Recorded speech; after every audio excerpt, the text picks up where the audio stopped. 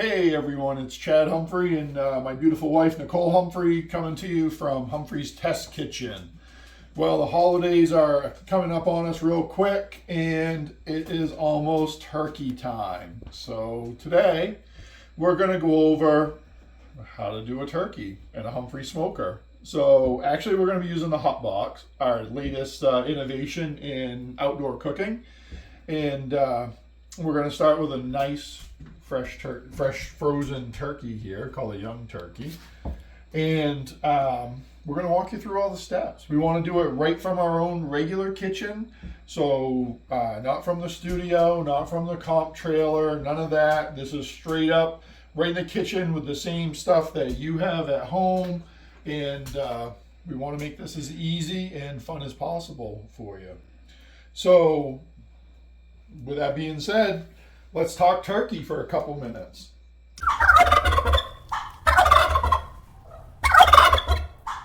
So we are starting with a frozen turkey straight out of the supermarket. This is what's usually really affordable. They run loss leaders on these. This is what probably a lot of the country is going to be cooking on Thanksgiving and Christmas and other holidays. These are great for what we're going to do. I do prefer a small one. Honestly, I like cooking the smaller turkeys than one large one. Let's see, this one's a little over 12 pounds. So that's a nice sized turkey. If you need to cook more than this, I would cook two. I'd rather cook two 12-pound turkeys than one like 18-pounder. One fits on the cooking racks better. And you can spatchcock them if you have a big turkey. It's not a big deal. And real important, our first step of all of this is going to be ensuring that we're going to come out with the juiciest turkey you can. So we're going to do what's called a brine.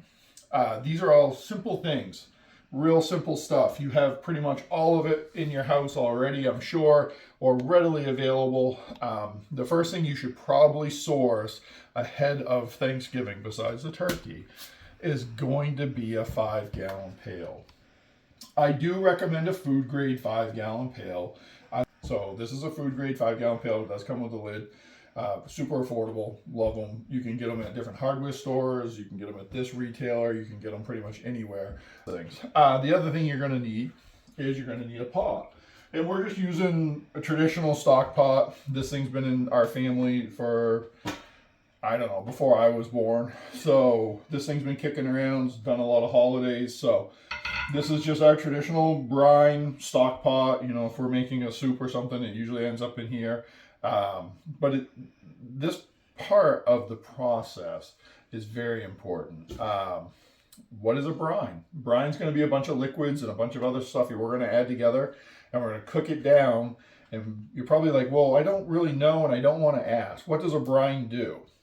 So this liquid in different solids that we're going to put in is going to help break down some of the meat in this and go into this nice turkey and make it juicier and more tender than it would be if you didn't brine. That's the theory behind it.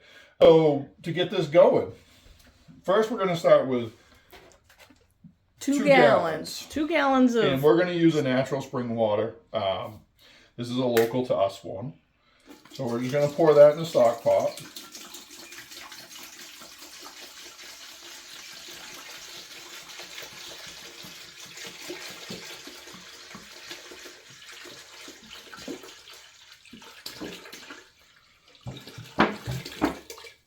There's one,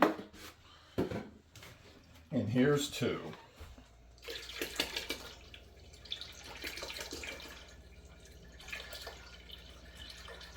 You can use tap water too. If your tap water is like great, go ahead and use tap water. I know we are cooking this off, but we generally do use bottled water for a lot of things. We use bottled water in competition, a lot of stuff like that. So we just like to have that in here. That's our base. This is what's giving you the liquid to surround this turkey when it goes into the 5-gallon pail. So our next thing we're going to add is we're going to add a whole boatload of kosher salt. So how much is this? Yes, what he means by a whole boatload, he means 1.5 cups of kosher salt. We're using kosher salt today. So this is a little difference between Nicole and I. I kind of fly by the seat of my pants and I just grab stuff and put it in. And Nicole is very scientific and everything is completely dimensioned out for us today. So this is one of my favorite things we do add. This is local apple cider. So this is pressed from apple trees just down the street, and it's got a nice little tang to it. If you don't want a little bit of a tang to it, you can also use apple juice or white grape juice or anything like that. And I believe this is going to be 3 cups. 3 cups. 3 cups. So we're going to go, there's 2, and 1 more for good luck. And as I said, I kind of do like to wing it, and this is going to be something that Nicole's not going to like, but we're just going to use the rest of that up because it's not really going to hurt anything. Nope. So there's your liquid basis for this right there. Now we're going to add a bunch of neat stuff for aromatics and to help get some flavor into this bird. So who doesn't like sweetness? So you got to have a little bit of sweetness because now we have some acidity going in there along with just pH neutral water. So we're gonna add in 2 cups. 2 cups of light brown sugar. So that's gonna go right in there. So why light brown sugar? I don't know, I just prefer, I feel like it has a lower, when we're smoking it, it's gonna have a lower burn rate maybe, I guess. So the coloring always comes out better when I use light brown sugar over dark brown sugar. So I just preferred using it for a while now. Peppercorns, gotta have them. This stuff is great. Whole peppercorns right here.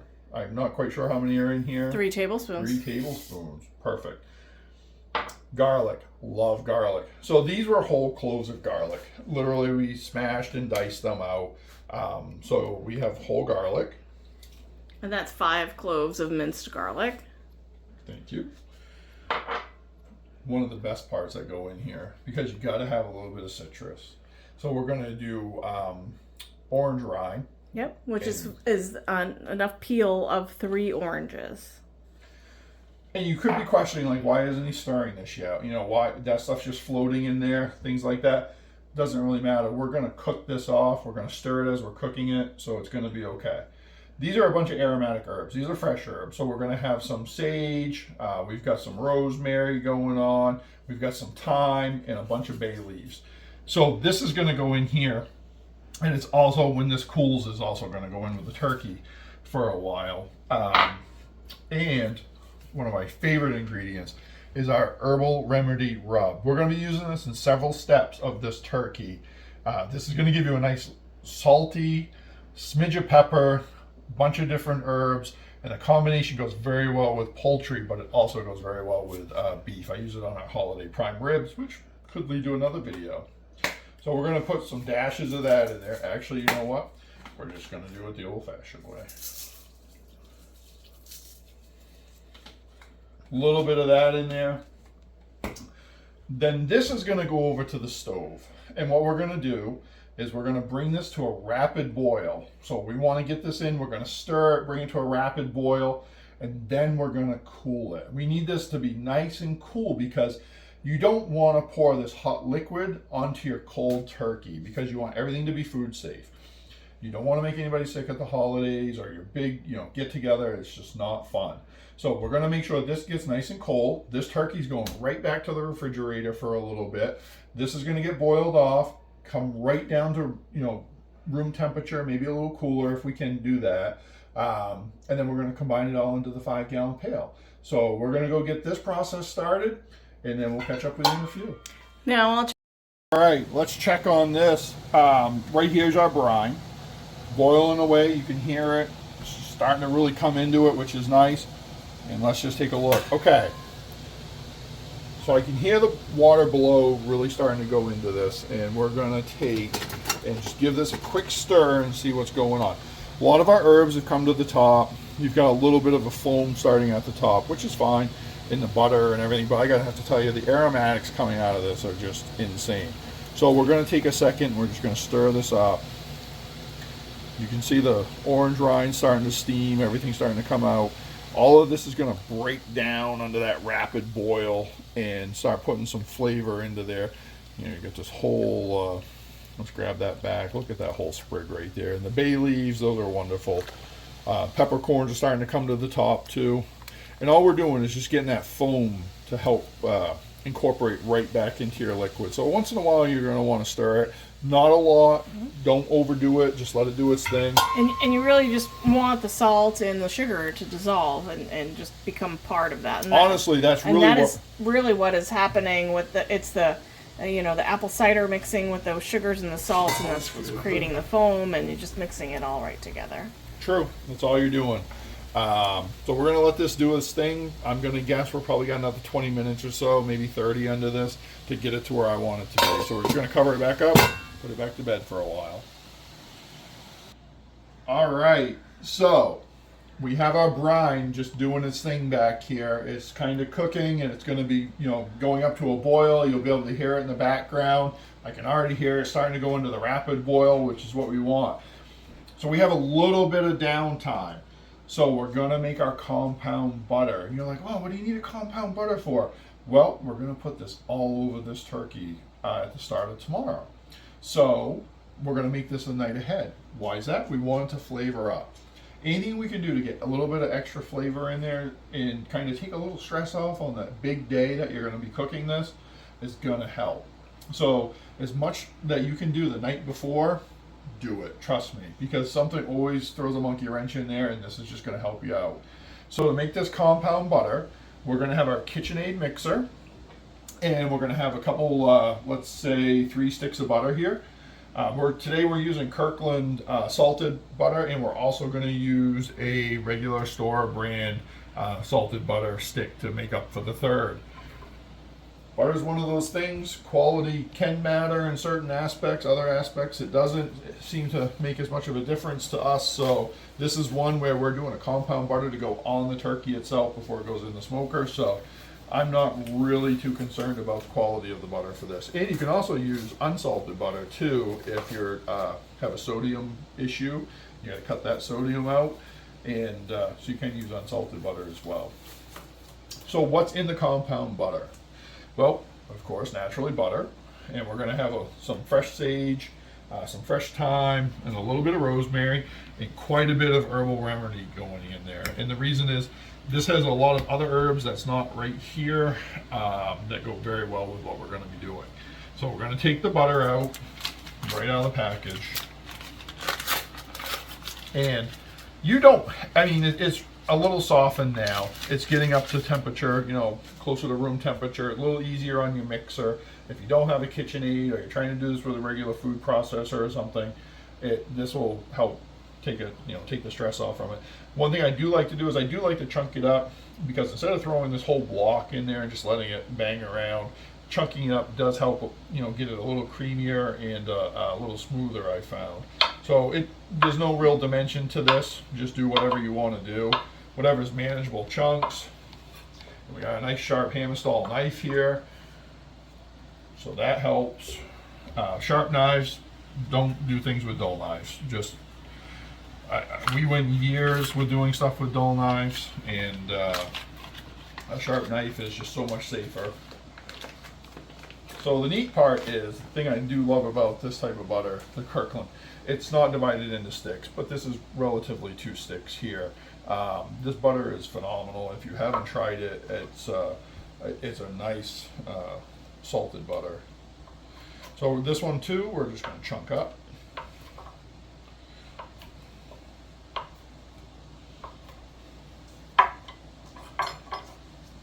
Get that in there. And you can see the color difference. So I do want to show you this. This is kind of neat. So this is your store-bought white, and this is the Kirkland, grass-fed butter. It's definitely a little darker than the traditional store-bought butter. It has a nice flavor to it, so that's one thing. So the time, we're literally just going to strip this off the fridge. The time is 6 o'clock. Oh, the time is 6 o'clock. Yeah. You're like, oh, you guys are doing this in real time. Yes, we are doing this in real time, because we want you to succeed on your holiday cook. So we're stripping this down. Time's real easy to strip. You don't have to chop it or anything, because it's small little leaves off from here. So you just take the stem, firmly grasp it, and then you just run your fingernails down through the gloves or if you aren't using gloves, no big deal. But I just grab this and I just go down through and I get a bunch of it and it goes right in the pot, and I come down through and I grab the rest. I don't mind if there's a few extra left on there. I'm not going to waste the time to go through it. Some people, will pick every single sprig off from there and every little leaf off from there. I'm okay if it doesn't happen. This is going to be your sage. This, yes, I am going to pull this off a little bit, and I'm going to chop this one up. I don't want the stems from this. This is just you can eat them. I don't want them. I want this to go into the butter and be real small and smooth. So we're just going to chop this right up.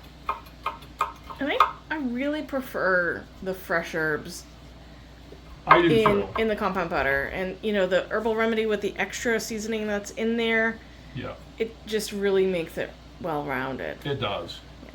And I'm not afraid of using a lot of herbs in this. I do like a lot of flavor when I cook. Nicole likes a lot of flavor when she cooks, so I'm not scared about using a lot of herbs. They do cook down. But like I said, I don't use the stem portion, so I cut off before the stem. It is a completely edible herb, but it's just, why take a chance of biting into a stem if you don't have to? This rosemary, real quick, as you can see, you're roughly 3/4 to 1 inch long little edible pieces on here. This one, because it is going in the butter, I'm going to strip down, and I'm just going to pull those off. And I'm going to run a coarse chop over these real quick, because I don't want somebody to get like a big mouthful of rosemary. Rosemary's great, I love it, but some people don't. They want a little bit of it, but not an obnoxious amount. So we're going to move everything else over here, and we're just going to... What's your favorite herb? My favorite herb? Yeah. Anise. I love the licorice flavor of anise. Yeah. Okay. That's probably my favorite herb. I do like rosemary a lot. I like rosemary potatoes and all the fun part that come, out of that. I enjoy cooking prime ribs and things like that, and I use a lot of this in that. But star anise and anise, fennel. I like fennel. So all of that type of stuff. Some of my favorite. Yeah. So right now in here, we have the 2 types of butter, which is just, that's what we had in the fridge. We're doing a real world video. We didn't go out special shopping for this. So that's what we had. Fresh herbs, which we grabbed on the way here. And the KitchenAid right out of the cabinet. But we're going to add some herbal remedy. And you're like, wow, you got a lot of herbs in there. This has a few extra things in it that this doesn't have. And this is going to take this to the next level. So there's no real science to how much we're going to put in here. We're just going to kind of go by feel. And if I had to guess, I'm probably going to end up with about a tablespoon to 2 tablespoons in there. But what I'm doing is I'm going to just kind of coat the top of the butter, and then we're going to go through and put the KitchenAid down. As you can see, it just drops right in. You lock it into place, and then we're going to let this paddle do its thing. So all we're trying to do is kind of get a smoother, spreadable butter out of this. And this can take a minute, and honestly, you may have to shut the KitchenAid off or your mixer off, and then kind of clean the paddle out and start over, because we are literally taking chunks of butter and trying to smooth them out. So right now, as you can see, she's a little bound up. So we're going to pull that off. Great part about having gloves on, you're not going to, you're going to go in your next step here pretty soon, and you can still wash your hands, which I highly advise, but you don't have to take the time to fight to get butter off. So we're just going to clean this paddle off. And as you can see, this is starting to meld together. So the herbs are getting intertwined into the butter itself, which is a big important part. So we're going to add a little bit more of this. In one thing, little side note, little pro tip. So as you can see, right now stuff's coming out, but it's going to start binding up because of the larger pieces. Take it back, little wrist action here, lock it in, and then you just start over. So that starts, the process all over again. And we do this with our rubs, other people's rubs we use in competition, all of that. So we always are kind of like counter shaking back and forth. Important part, always lock your KitchenAid down. Let this go. And this is why we don't start with whole sticks. As you can see, it's still thudding a lot, kicking it around. These things have an immense amount of power. It's one of the best little kitchen machines ever built. And we're just about there. I want to do one more quick clean out. Why is that? I don't know. Just habit, perfection. Like I like to have things a certain way, and this is one of my little bugaboos right here. Story of my life. Yeah. I guess I am hard to get along with from time to time as well. No. But, so we're getting there. Like, this is good. We could spread this in, under this turkey skin, on the turkey skin, wherever we want. I want the consistency a little bit better than that. So we're going to lock that back in after cleaning the paddle out and just let it go.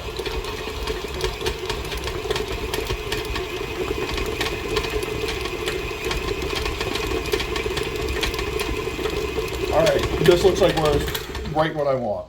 We've done this a lot. I mean, we've cooked a lot of turkeys, smoked a lot of turkeys. So, just kind of, you do it by feel after the 100th turkey you cook. Trust me, it's just, everybody's nervous going into the holidays. A lot of pressure's on, and I have to just tell you, whatever you cook is going to be better than 99% of what anybody else is going to make. So you just have to, have a little bit of confidence, go forward, and do your best, and everybody's going to be happy. So, all right. I always put those on really quick, too. We've had this roll of saran wrap for the whole competition season, and of course, comp season's pretty much over for us until January. But we do, every start of it, we buy a 3,000-foot roll of saran wrap, and usually we start yelling at each other about the saran wrap in, April. It's so true. I have a tendency to rush on a couple things with saran wrap, and I make a huge mess. You see there's no top left to the box. There's no top. Like, this has a hard life. And as you can see, one of those impromptu moments where it does not unroll the way you want it to unroll, and you have like a bunch of leftover comp stuff going on. So we're gonna ding that piece. Listen, it's real world. We're not sugarcoating this. Like, I don't want to come to you from and we do film a lot of like professional stuff where it is not filtered. It's filtered and everything else. Like, I want you to have the same experience we're gonna have when we cook the turkey. And just be ready for it. So you're like, what is he doing with all this saran wrap? So we have this big piece of saran wrap, and you can run normal size saran wrap. Trust me, it's a lot easier if you do. We're going to put our compound butter into a nice little log in here and just roll it up and get it back in the fridge. I don't want to leave this out. There's no reason to leave it out. We're not going to be using it until tomorrow morning. So what we're going to do is we're going to get this out of the bowl.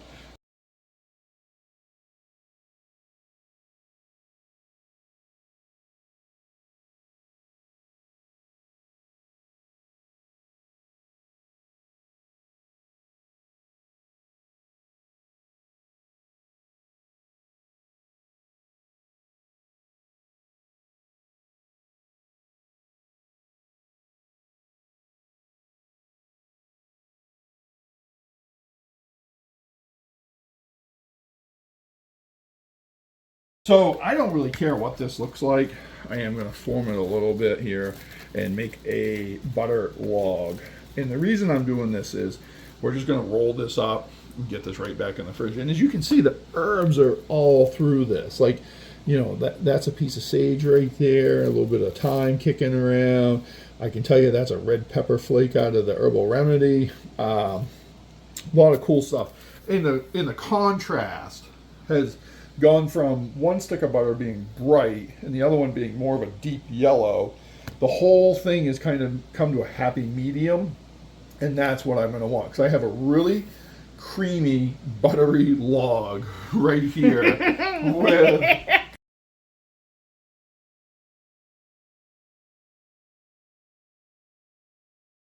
creamy, buttery log. We're just going to roll this up. Neat part about this, a little side trick I like to do, roll your ends in, and you'll get a nice tight seal just like that. So we're going to rip this off and wrap that around. And that's going to go to the fridge. All right, so the brine is out of the pan, and we've broken it down into 2 plastic buckets.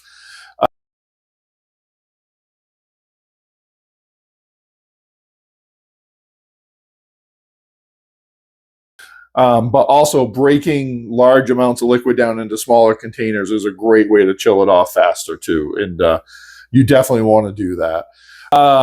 One other thing, remember, you're handling raw poultry. Like, you want to take precautions. You want to wash your hands after you handle it before you handle something else. I know a lot of people are going to be doing this on Thanksgiving or the night before Thanksgiving. And there's a lot going on. Maybe the family's there. You know, there's other stuff going on. And just don't forget, you're handling raw proteins. Please either wear disposable gloves or wash your hands a lot afterwards, please. So here's our turkey. We've taken it out of the package, and we've also removed any extras. This turkey only came with a neck. It didn't come with a giblet package. So the giblets are usually the liver, the heart, and I think kidneys come with it a lot of times in a little package, plus the neck. The neck's usually stuffed right in this cavity here. So that has been removed. We've checked it over, made sure there was nothing else. This actually did come with a timer too, the little plastic thing. I ripped that right out. We don't need it. We're going to use a instant read thermometer. I do leave the dressing housing on for this step. And the reason is it's just so easy to lift this in and out of a bucket with that dressing housing that ties the legs together on there. I do typically remove that before cooking. We may or may not do it tomorrow. Who knows? But I usually do remove it. So we're going to take our turkey and we're going to pick it right up. As you can see, it's still losing some liquid. So you want to, make sure to sanitize up your cook area as much as you can. And we're going to get this right in the bucket. So inside the bucket, as you can see, it's about 3/4 up, plenty of room, a lot of room left for liquid. You want to make sure you have adequate room for pouring the liquid into it. So all we're going to do is just pour this right in over the top. We're going to try to get a little bit down inside the carcass itself too. All the fun stuff's going to come out. We're going to reach right up in there and get all that out and let that sit in there. And, we're going to leave this in the brine for, 12 to 24 hours. Probably we're looking at like 16 here, to be honest with you. As you can see, this amount of liquid is just about covering it. So we're going to push that down in just a little bit more because I think there's plenty of liquid. It's just kind of sitting not how I want it to. So the bird is in there. It's going to stay in there. It's going to do its thing, 12 to 16 hours. So what we're going to do now is before we touch anything in our fridge, we're going to take our gloves off or get new gloves or whatever. And this is all just getting thrown right away. This is going to get, we did opt to grab the cover with this. So it's got the cover. And we're just going to cover that right up. And that's going to go right in the refrigerator for 12 to 24 hours. And we're probably looking at the 16-hour mark on this cook here. So we'll be back for the next steps.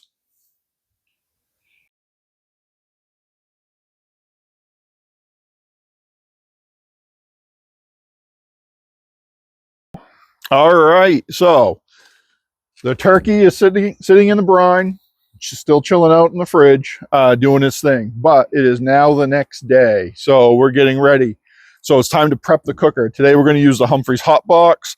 This is the prototype one. It's been put through the paces. It actually got hit by a forklift. This one's had a rough life. So it's not the prettiest one we've ever built, but it does the job. So we're going to start with this cooker. Cooking a turkey, you're going to lose a lot of moisture. You're going to lose a lot of butter because of the recipe we're using, and a lot of fat comes out of a turkey. So we're going to put a catch pan in today because we're not going to actually cook the turkey in a pan because I want to get a lot of airflow all the way around this bird today. So what we're going to do, we're going to use both sets of racks today, and we're going to just slide one over real easy. And we're just going to put this kind of where we think that turkey's going to end up. And I'm going to probably say we're just going to put it smack in the middle and a little towards the back today. So we're just going to set that in. We have a stainless steel pan in there. We line it with foil, makes clean up a breeze. We're going to dump all that water and butter and grease out of there, and then just dispose of the foil and put the pan right in the dishwasher. So that's all we're going to do there. Today we are going to run a PID control. We're going to run the Flame Boss 500 on this unit. And biggest thing, don't forget to put your pit probe in. So we're going to do that right now, so there's no accidents and we don't forget about it. So we're just going to bring this in. I know the turkey's going to sit roughly right there, so we're just going to clamp this on right here. That's going to stay right there for the entirety of the cook. The probe, don't worry about crushing it or anything. This gasket on this door or lid is going to absorb that shock, and we're going to be okay. So now it's time to fuel this up. We're going to use Royal Oak charcoal today. And being a prototype one, we have some left over from another cook, and we're just going to push that towards the back.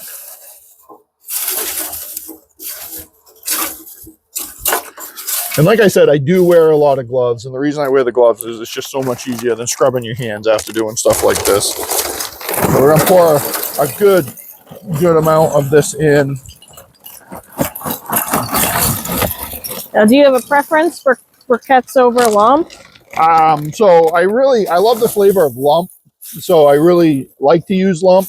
And in a cooker like this, it is good to use some briquettes too to get the stability in it.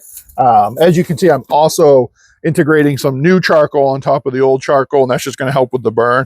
I don't like the waste charcoal, so pretty much everything we build is efficient so we can reuse it. Plus, I also know what we cooked on this last time, so I'm not really worried about any type of flavor coming out of the old charcoal. Now, would you say Royal Oak's one of your favorite? I would say Royal Oak is probably one of my favorite. It's a very clean, easy to light, easy burning charcoal, and they have some awesome accessories. We're actually going to be using some of these Royal Oak tumbleweeds today to get it going.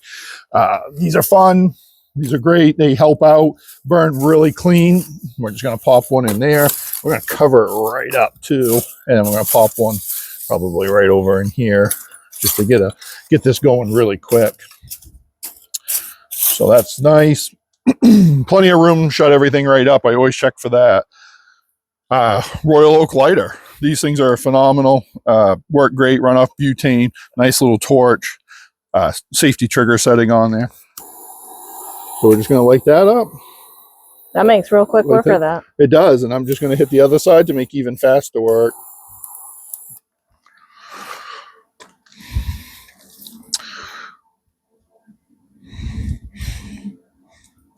So we're going to leave this firebox hanging out here just for a couple seconds. Make sure everything is just really going to catch and go. As you can see, it is. This stuff does light really easily. Very clean burning lump. It's going to give us great flavor for this turkey today too. Shouldn't be any odd flavors that come out. So it's going to be nice. And a subtle smoke out of this lump charcoal as well. Not too overpowering. Where we are in New England, smoke flavor can be a little strong for some people, especially on holidays when they're looking for like an oven roasted type flavor. This is going to be smoky, but it's not going to be an obnoxious amount of smoke. So as you can see, it's taking right off. It's going really well. And I'm going to just, while this is catching and we're right out here, I'll just show you like how we have our Flame Boss set up today. These do run off electricity. This part of the cooker does not get hot, so we have the unit on a magnetic stand right on the back. We're not going to be using the intake pipes on this unit because we have a blower hooked right in. That's going to do the whole job for us. And once this is running, we'll adjust the exhaust, and we'll show you that in the video as well. And then this thing will just run on its own. So do you need to have the Flame Boss? You do not need to get to 325? No, you do not need the Flame Boss. You can get the 400 very easily.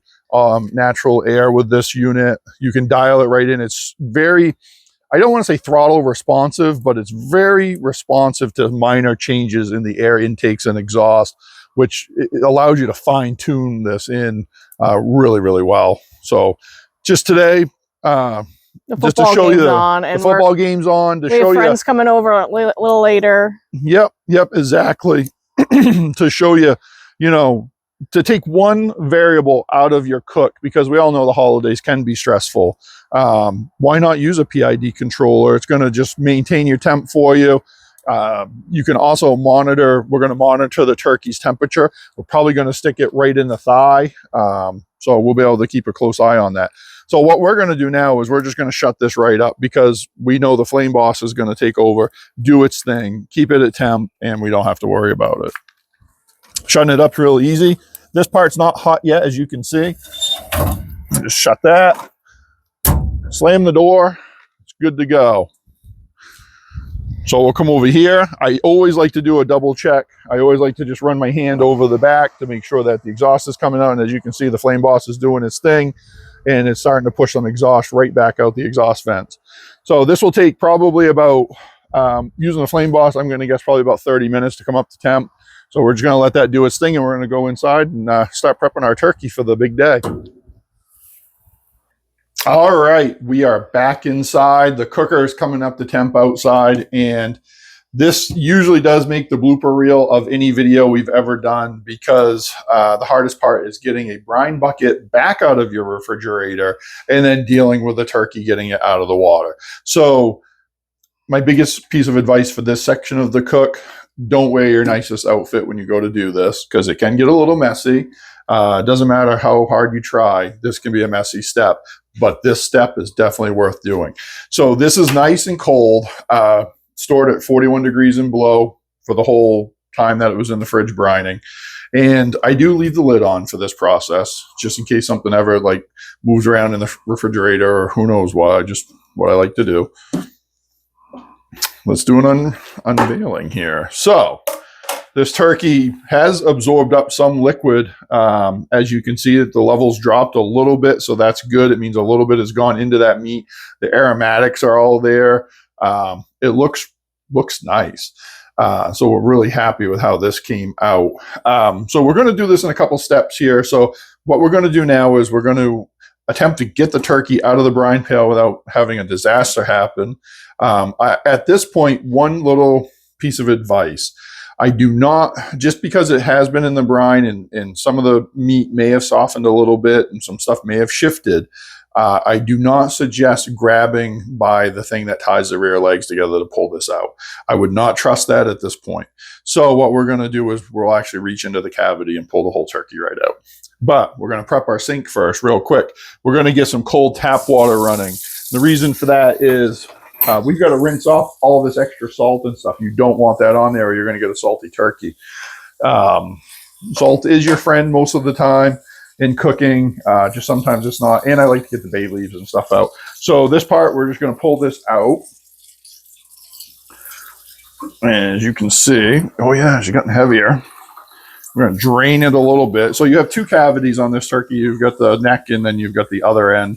So we're going to make sure to drain out both.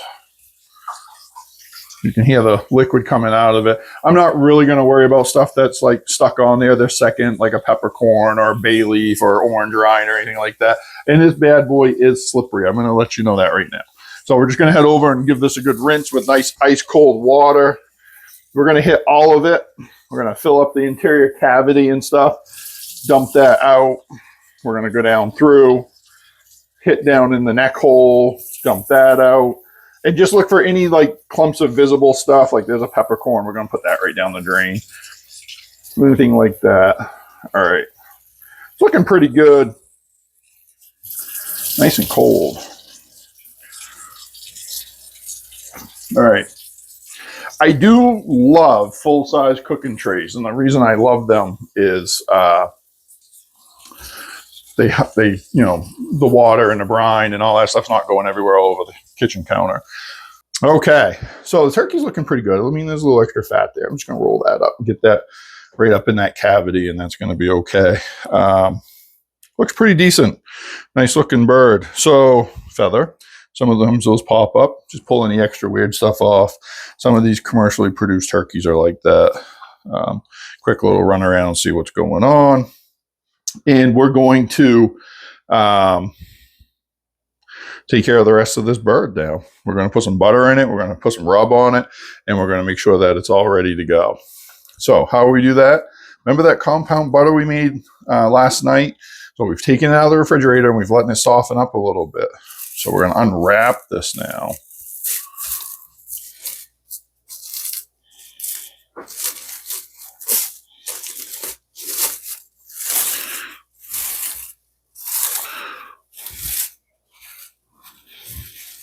Take that right out, set it right over here. Probably set it right there, get rid of the rest of the stuff. So as you can see, the skin's kind of lifting up on this. So what we're going to do is we're going to put some of this compound butter under there and let that go directly into the meat. So you can reach way in there. And I do feel like the brining sometimes does help make this skin a little more pliable and allows us to get down in there. You could use a small spatula if you want. I mean, we're just going to manhandle this thing and get it all over in there anywhere we can. Going to go down around these legs because we can get way down in there too. I don't mind using a lot of butter. I mean, it's just going to melt and move around in there as well. So see, we can get way down into this section. I know this is kind of messy, but it adds a lot of flavor. Reminds you of a kid playing in like a mud pile. Yeah, turkey mud pile. But this is a really important step I've found. I mean, all the turkeys we've cooked over the years, this is one of my favorite things to do. So I like doing that. So do you like the solid butter more so than melting it? No, for this step, I like the pliability of it because I can work it in around all the nooks and crannies of this bird. And it does help. Why don't you get a good close up so they can see how well that kind of has congealed in over there of what's going on with that. It's like, that's good. And we'll get down into there. All right.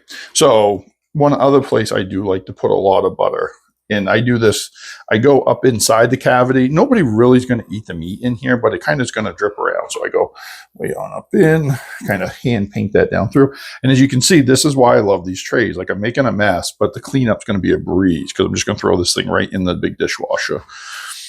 We're going to come around, and this flap here has a lot of extra. So a lot of extra room. So we can get down in the thighs and get some butter in on those thighs on the inside as well. This is just going to make for a really, really good turkey. Like I said, I don't mind the extra pieces of fat, skin, and stuff hanging on there because when you're smoking it, this stuff's all going to drip down. It's going to hit that drip pan, and it's going to kind of help baste it. You're going to get some of that backup in it, which is nice. So you're going to get a little more flavor. So we've got these turkey breasts pretty well buttered. You can see we have a lot of butter left. And you're like, oh, what's he going to do with that? Well, we're going to smear it all over this thing. We're going to kind of work on getting this in here, getting this kind of painted on, and some of it's going to stick and some of it isn't, but it's wearing in, which is nice. So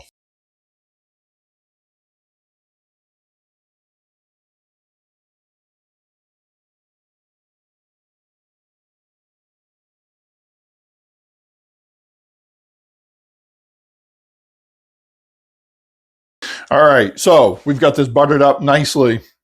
And we were talking about pinning these wings back because we just want to truss them up and have them look good when they come out. I don't really want them like falling off and hanging off for presentation wise. So as you can see, they're kind of floppy. I don't want to use a twine. You could, use a butcher's twine around there or something. I don't want to do that.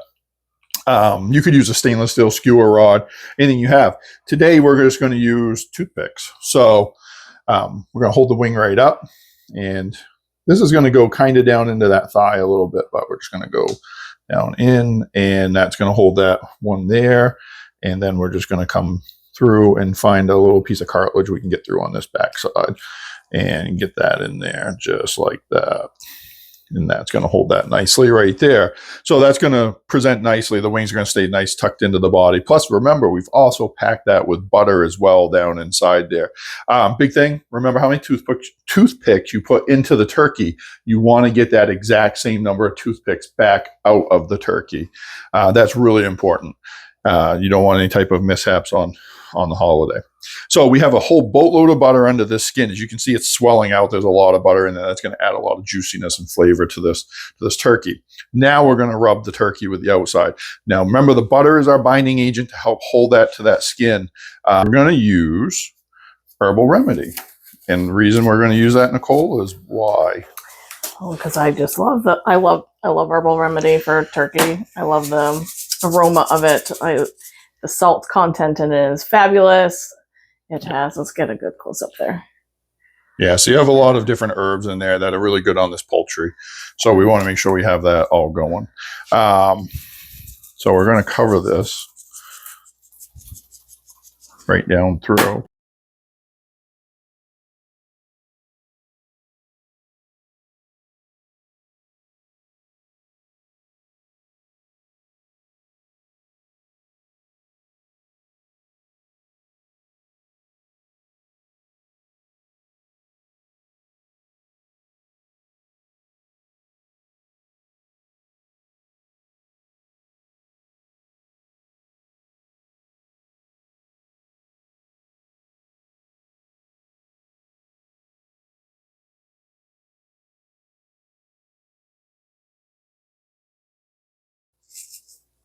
It's smelling delicious already. It is.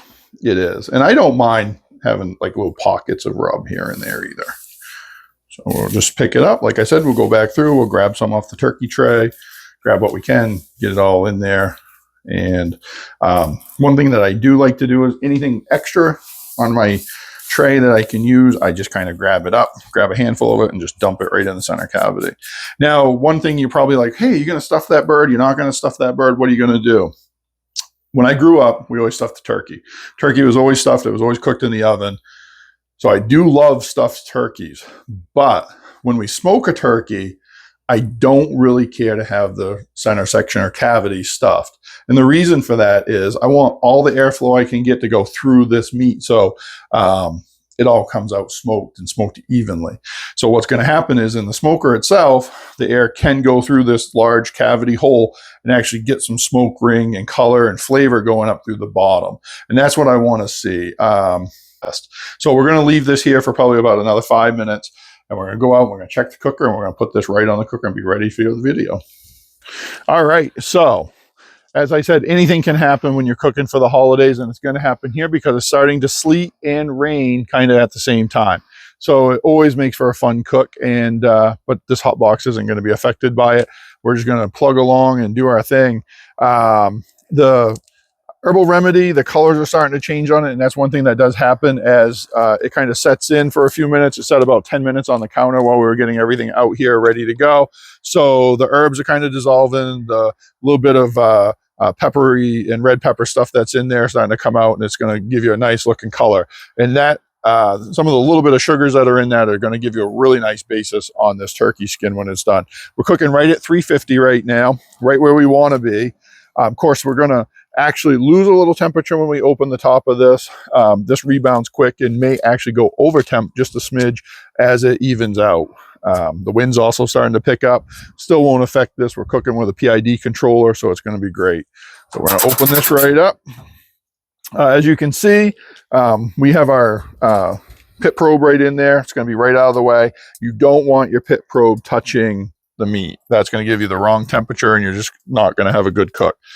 So like I said, grab the turkey securely. This is a big thing. You don't want to drop your turkey. So you're going to come right on up, hold it by the bottom, and get it right in there. Oh, that sizzle. You can already hear the sizzle. So I'm going to want to check the temp of this turkey. So we're going to use a meat probe, but I don't want to have to open the lid all the time. So we're going to stick that right in the thigh portion, and that's going to kind of keep us up to temp. And we're going to check it also with an instant read thermometer when we know we're getting close. So I'm super excited because we're able to use this vertical drum style smoker with the patent lid that is 8 inches deep. It is. So this is good. This is a 12.5-pound turkey. And like I said, you could fit 2 and possibly even 3 on this upper cooking rack alone.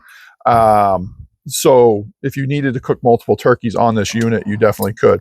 And that is the great part about this. This lid's not going to hit the turkey, and it's just going to go. So we're going to put this bird to bed for a little while. We're going to check on it in a little bit. see how it's going. Ooh, she's starting to look good. See that? Getting some brown on there. That catch pan down below is doing exactly what we need it to do.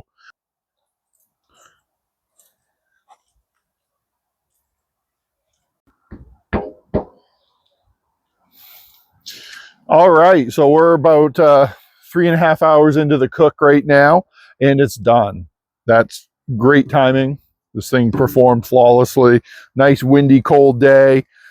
We choked it down a little bit for the end because we had some side dishes that we're doing that, you know, weren't quite where we needed them to be. So you can always do that too. It's got great color. As you can see, it shrunk up a little bit here and there, especially down on the knuckles on the bones, typical of smoked turkeys. You can see all the stuff that came out. The catch pan worked flawlessly today. You can also see the hot coals down below. Got great color on this bird. We're going to pull out this probe, of course. Set that down to the side. So one thing, this thing is hot. I mean, we're 168, 170 degrees in the thigh. I am wearing cotton gloves underneath the rubber gloves, so it's easier to pick this up. Right up off the rack. As you can see, the toothpicks did their job. They held that right into place. We're getting ready to go in. We're going to let this rest for a few minutes, and we're going to take a slice off the breast and take a look at it. So that's pretty much it. The Thanksgiving holiday turkey, don't be intimidated by it. It's actually one of the easiest proteins to cook on a smoker. 3.5 hours, 325 to 350.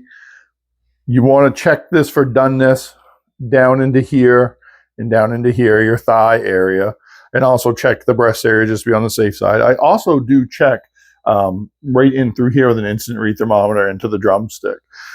You want to make sure that you've hit a minimum of 165 degrees, but turkey's very forgiving. You can take it a little hotter than that if you would like.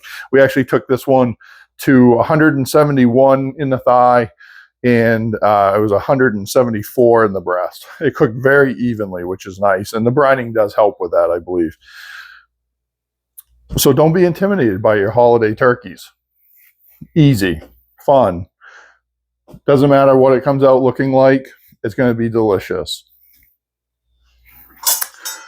Let's take and carve a piece of this off and see what it looks like.